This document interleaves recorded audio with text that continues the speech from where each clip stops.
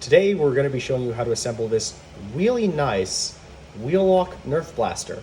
There's a link down there for the files because it's all 3D printed, and if you're coming to this first time, it is styled after a 1600s Wheellock and it is ramrod primed. It will take rival balls or Nerf darts,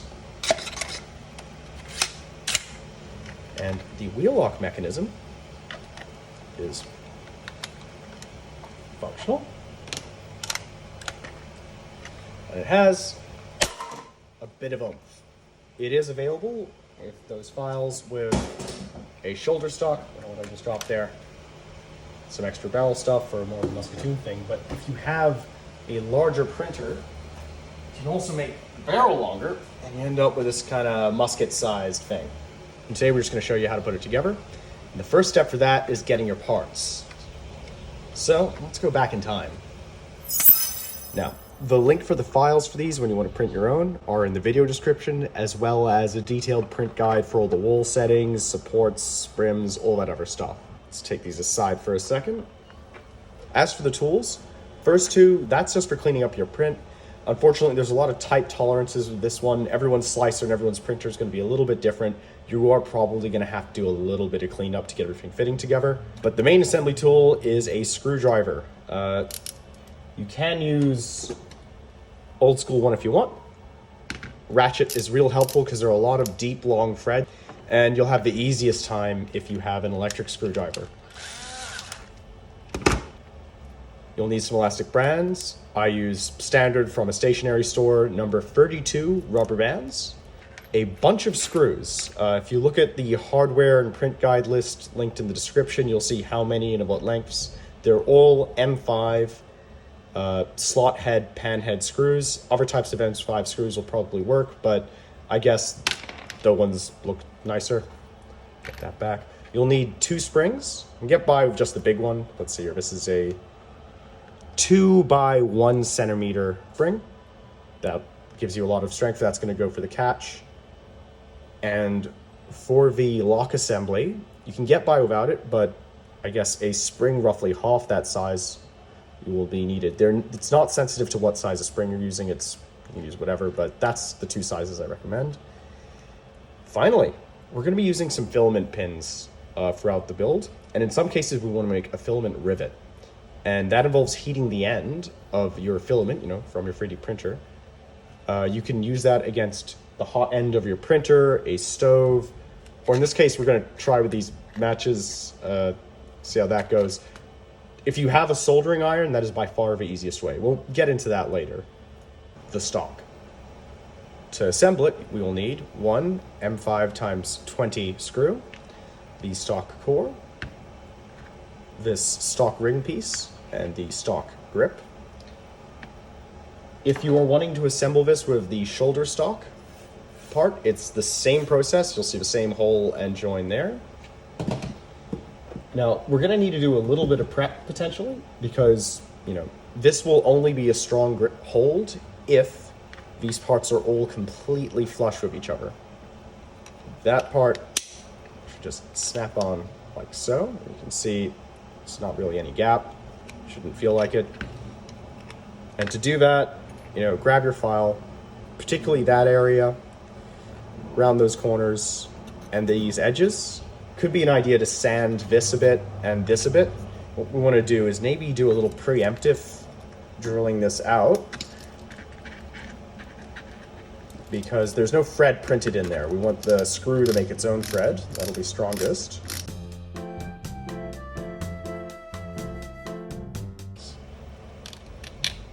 Just give you a little bit of a spit shine. Cool. All right, let's get these together. All right, so you'll see now there's a wee hole there, and that's where the screw's gonna go.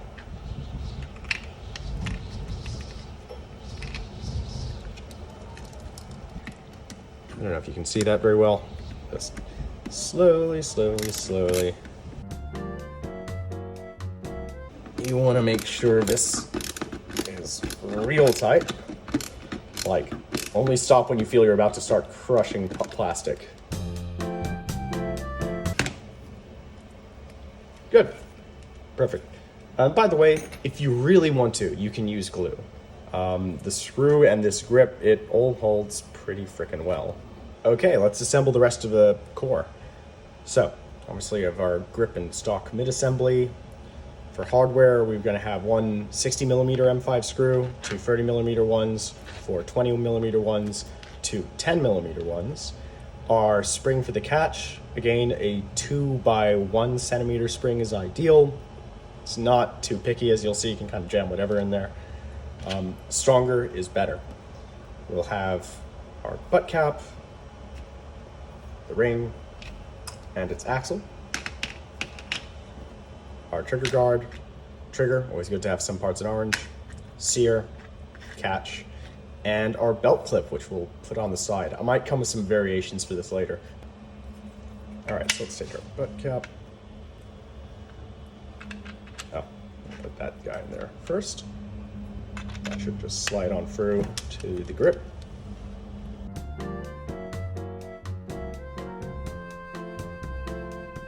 Made me realize that everything's cooler when it has something sort of dangling from it. In this case, a ring.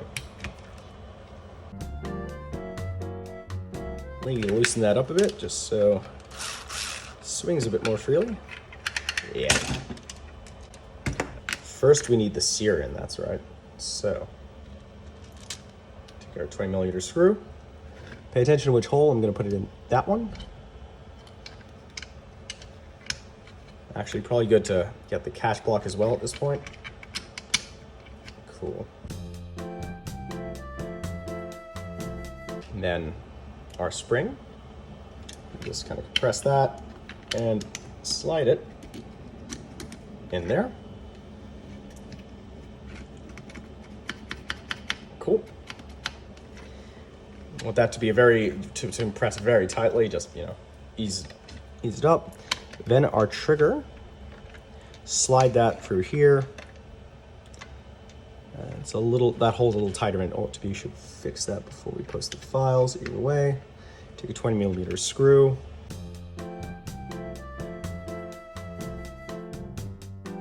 Cool. Excellent. And don't worry about that. The barrel's gonna press against that and prevent that from being an issue. Then finally, this guy. Oh, finally got upper parts. So, to get the trigger guard on, it's hard to see, but there's actually a hole that this is gonna insert through. So we're gonna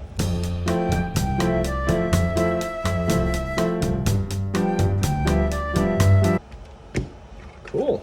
Almost done with this part. I'm actually gonna leave the side plate off for a minute because I want to do the next part and I don't want to block that screw hole yet.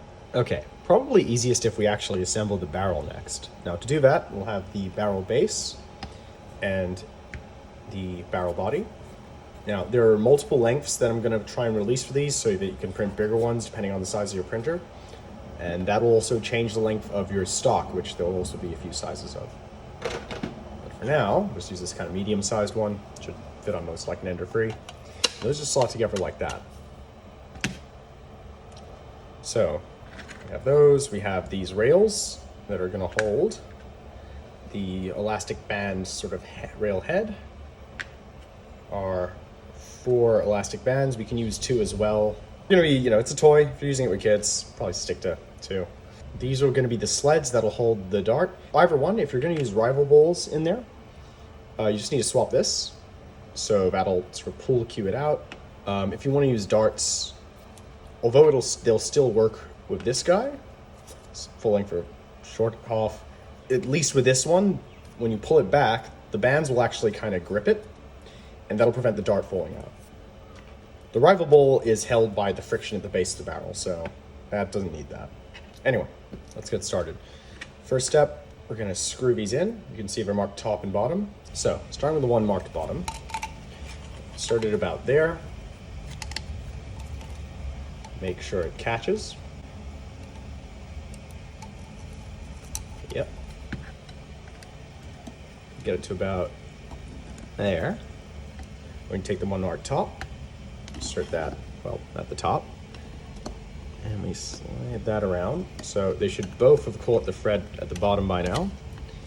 Can be very janky, but we're just gonna, yeah. But once you've got them caught on the thread, you should be hopefully a simple matter of rotating them until you can no longer rotate them.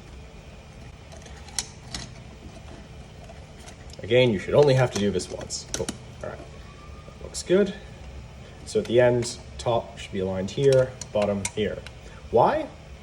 I've forgotten. Cool. Then we have our rail head. Now, this is held in place for these dudes by this filament. Cool. Now, probably easier though. Let's put on the bands first. So I'm going to use 4 because 6 Semper Tyrannus. Okay, and we'll use, let's use this guy first. As you can see, put him in the same spot. Nice. All right, then you take this guy. Now, key to having a good time when assembling this bit is to make sure this bottom notch for the catch is aligned with this rail. And keep your thumb and finger, forefinger, whatever, on those 2 points to keep the bands together. Get them out of the way. Cool, and we put them on like so. Trust me, this is easier after you've got it all assembled, but we're gonna do it like this just so we can see everything. Cool, and chuck you like that. It's good to keep a little bit of a loose end on these filament things in case you get them out again, but you should be able to clear most jams or change bands without having to do that. Then we take the barrel. Now it does have a bottom and a top. The bottom has this little hole here and a little notch. Cool. So we just keep our fingers over there, slide that on top. Do a sort of little turn, and that'll keep that secure for now. Cool. Let's get the rest of the forestock assembly. So we have the barrel we just created. We have our forestock. Again, there's multiple sizes of that. So this is what you can get with an Ender 3. If you have like a CR10 size printer, we have this bad boy for the carbine version. Probably going to make a shorter one just for 18-inch printers like the Prusa Mini. Stay tuned. And yes, the barrel sizes change as well. Shouldn't really change is we also have our ramrod guides, and we have our ramrod head and the rod. So just be able to jam that on there. And that will be pretty tight on, just friction alone. Oh yeah, and we're gonna need this screw. We'll get back to that in a second. So that's a 10mm one. Let's put the ramrod guides in. Now, you just need to make sure you clear out the supports from here properly, because these will be a tight fit. All right, that looks about right. Get this guy, probably starting for this one on this side. Cool. That is stronger than it looks. At least it's stronger than the old design. I guess if you use ABS or nylon filament, these will be stronger, but this has not been a point of failure in my testing so far, so I wouldn't worry too much. Again, you could use if you want like a cleaner end there, as we'll talk about later, you can use a filament rivet, which is, well, we don't need those quite yet. Let me get this guy in there. Come on, in you go. But it should get most of the way through. These are supposed to be a quite tight fit. There, so you should be able to see it just there so you know it's across, and then this is pretty solidly in there.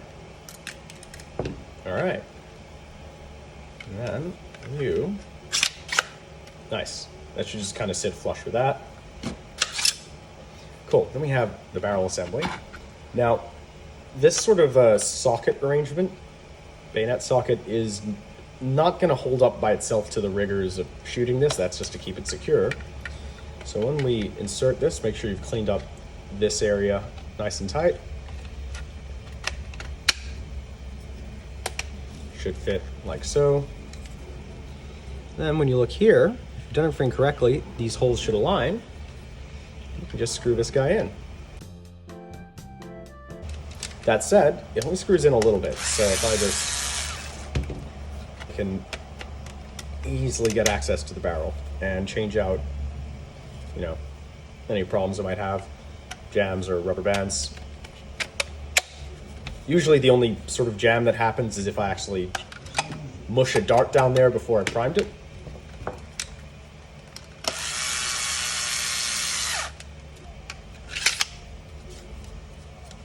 that is our floor stock assembly. Okay, let's bring it all together. To do that, we'll need two M5 times 60mm screws. One 40mm screw. I didn't have a slot head one for that, so just got this cross, should be fine, but do note these ones are slightly taller. That can cause issues. And two M5 times 10. That first. That should slide in there. Again, make sure you clean out any mess that might prevent that from fitting nice and flush. But once it's there, it's pretty solid. And then, like so. Probably first want to start with this guy.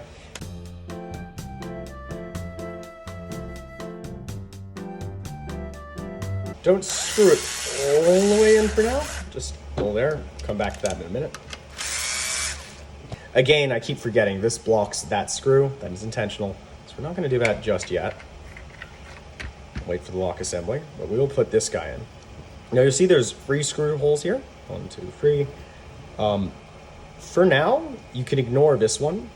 That's there because I know later designs I'm probably going to do something with the breech that might require it, but for now, you don't need it. Just these two will do.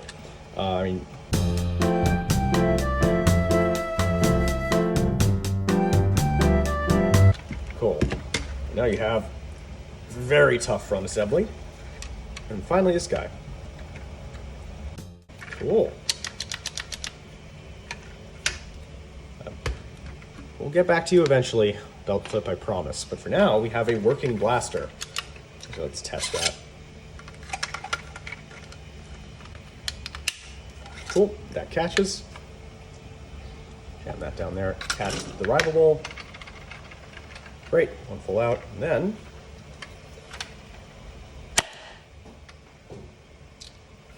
bazinga. Here's the part where you've been waiting for. Wheellock mechanisms first existed in China long before they were used in Europe just for lighting fires. We're gonna make this one out of plastic hundreds of years after these became obsolete, which is fun. And we're gonna need a lot of dumb parts because it's like a tiny little clockwork thing. Okay, we'll need 6, I think, M5 times 10mm screws. Optionally, we'll want our little spring, which we're gonna need some filament to make some filament pins. We'll be making those rivets now. And then for the printed parts, we have the sear mechanism, the sear lever, get to those in a minute, the main spring, the spindle axle, couldn't find the right name for that, the bridle piece, like so, the wheel, and this is gonna roll our pan assembly, and this is gonna be the spring for that. Let's get into it. You can ignore all the parts down here. Those are gonna form the exterior parts, but for now, we're focused on the interior. First things first, let's assemble the chain. Got these 3 little chain links here, and we have our mainspring. First job is to connect all these and the spindle together. To do that, we're gonna start with our filament pin. We are gonna hold these guys together, so the filament pin is gonna go through these parts like so. And the way we're gonna prevent it falling back out is by mushing one of the ends with heat such that it forms a larger hole. This is so much easier with a soldering iron, but not everyone has one, so I'm gonna try and do this the dumb way. Okay, heat that up. Once that's nice and hot, just kind of press it down against the surface. And we now have a goop that should harden almost instantly. Cool. Again, just the best way to do this is when you thread these through, instead of doing what I just did, grab a soldering iron and just kind of melt the end just a little bit. It only needs to be slightly larger than normal to prevent it from falling back out again. To have this, you probably have a 3D printer. Just heat up your nozzle, use that. Let's do the same for this assembly.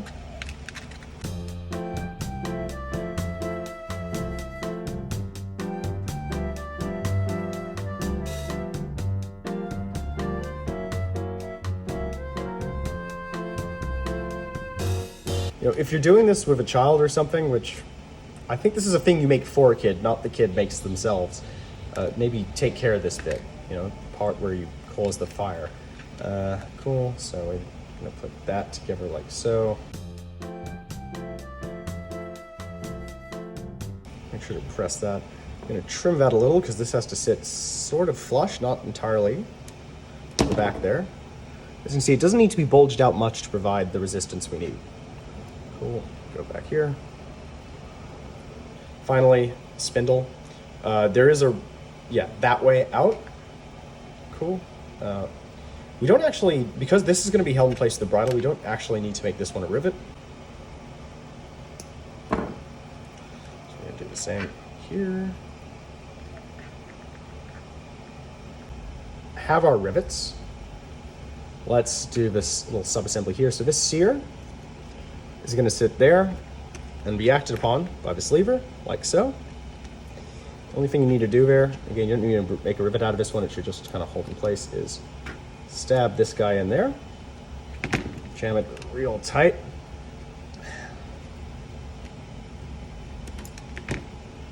And then, now, originally when I designed this, you didn't need this spring, but what I found is this is way too small a spot to put like a good plastic lever. So we're actually gonna reinforce that strength by jamming in our little spring.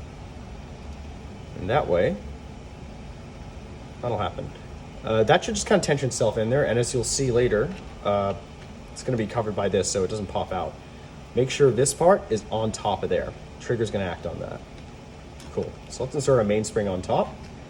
Now, these plastic supports that hold these together are very delicate, so when you're screwing this part in, take it easy. It only needs to screw in lightly. So as soon as you feel any pressure, stop screwing. Insert joke.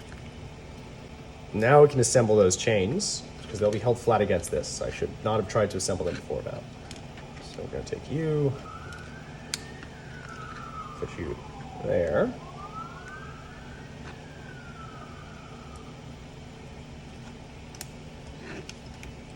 There we go.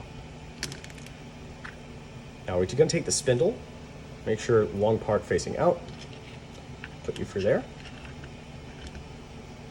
And we're going to take these two. There's my rivet there. Gain the sort of fattened side down. Like the guy's going to be making his own screws while he's doing this, I'm guessing, or paying someone else to individually make his notch pins and screws. That's wild. Okay, cool. We have that. And then the final one goes here. Now remember, this part doesn't need to be a rivet because, let's just make sure that's,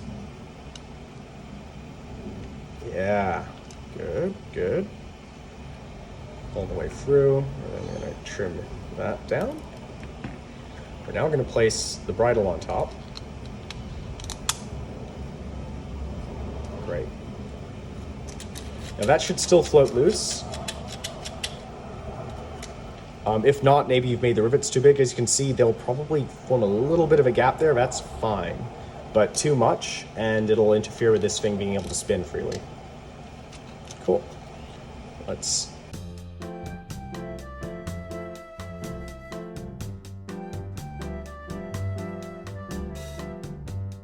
All right, that's all looking good. We're gonna grab this. This is the pan cover. Should just kind of slot over like that. Now what's gonna happen is, we're gonna get this wheel on. Now you see there's these two notches. One of them, the one with the sort of ramp out, that's gonna be the resting position. So when the spring's at full extension, right, you can see how it's pointing, the spindle sort of cam is pointing that way. We want this resting position notch, the one with the ramp, to be like so. That way, when we're not locked and loaded or whatever, the sear piece is sitting inside that resting notch. All right, so as you can see, now this should just fit. You may have to file it, but we want it to be pretty tight anyway. So remember, resting notch facing this guy while this is full extension. And then we're also going to put this guy right there for a second. Hold on. So first press you down. We don't want to press it too tight so that it doesn't turn anymore. So I'm going to use my printing spatula, but you can use a piece of paper maybe as well, just to ensure that it's not too tight against the body. Nice. Okay. Take this guy. insert like so. So it covers, just kind of notch in there. Take another M5 by 10 screw over here. Once we've got that together, we're going to test it's working. Make a half turn, like so. And you should hear it click. And that's that sear engaging in there. And then our trigger's going to push on that. And that's what should happen. Okay, let's do the rest of the lock assembly. So for that, we're going to need these three M5x10 screws. Our lock key, which it's just going to sit aside. You don't actually put that on anything. Our wheel guide, branded. Pan cover, pan sear, a spring for that. Our dog and cock spring cover, cock spring, the dog. There you go. Jaw bottom, jaw top, and a jaw screw. So first off, let's finish that side of it. Gonna put one screw like so.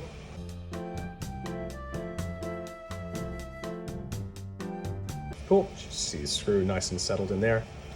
And that should still rotate nice and free in there. And yes, it's gotten caught on the resting notch. Good, good, good, good. All right, pan cover. So first let's put in our sear. Again, needs a screw. You don't want to do that too tight. This is, yeah, I just did it too tight. Because that needs to move freely back and forth when it gets hit by the wheel lock cam. And take our cover off. Actually, no, let's do this part first. So we're going to chuck on this spring.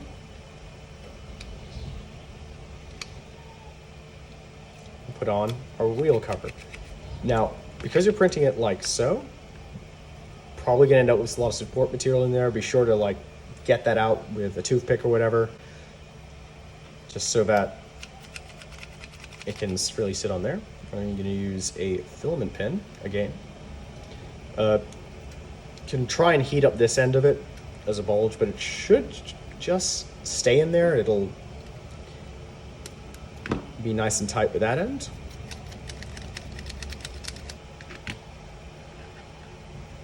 And this part can be slightly annoying, so we're then gonna get the dog and cock spring on.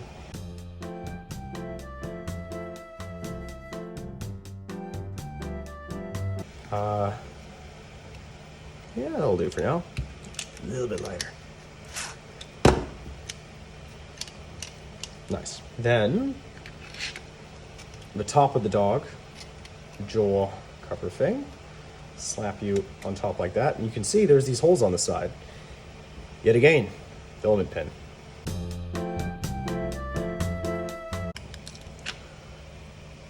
The bottom of jaw of the dog and the jaw screw, so that can easily go through.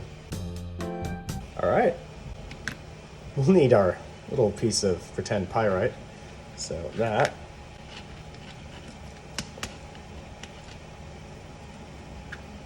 just goes in there. Okay, let's give it a quick test. So when I do my 1/2 turn, it'll stop. You'll notice that just cams open by itself. Pour our hundreds and thousands of in there. Close the pan cover, close the dog, and you can see trickle act on that. Cool. All right, last bit, I swear. We're gonna take our, finally the belt clip, our assembled blaster, a 60mm screw and a 10mm screw, our assembled lock mechanism. We're gonna put it all together. So, you can see there's these little notches here, here, here, and here, and here. This needs to sit flush against those. like assemble it facing down so this doesn't actually get behind the trigger. I'll probably fix those parts so that can't happen in the future, but round one.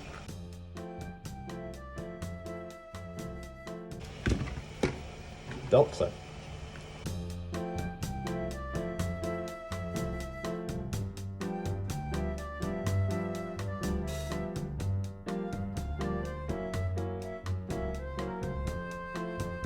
And finally, we'll take our last M5 x 10 screw to secure this last piece here.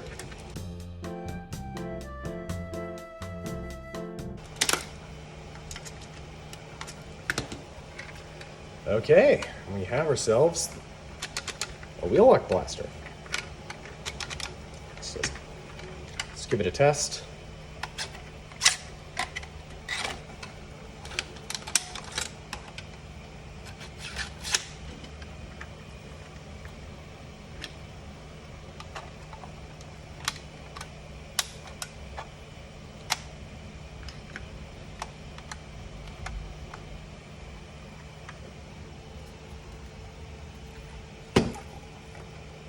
Yep, it's in.